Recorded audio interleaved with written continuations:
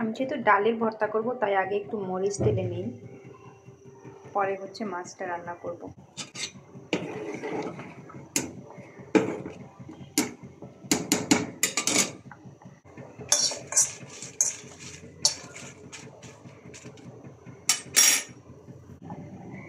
ভাত প্রায় হয়ে আসতেছে, ডালটাও সেদ্ধ হয়ে গেছে।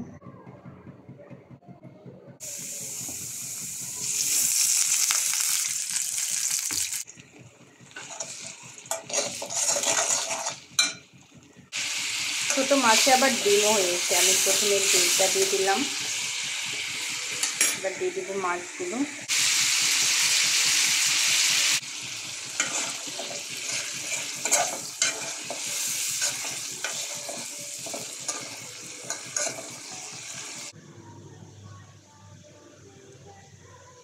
আমি একটু সেজে গুজে থাকি দেখে সবাই মনে করে আমি কোনো কাজই করি না বাসায়। আমার কাজ কি তোমরা এসে করে দাও? তা তো দাও না। আমরা আসলে ঝোল ঝোল করে রান্না করবো, এবার একটু পানি দিয়ে দিই।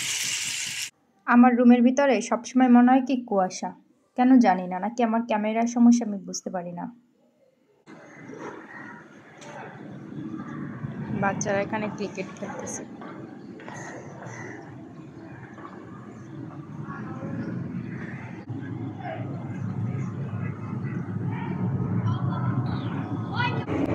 তো আমার মাছটা রান্না হয়ে গিয়েছে,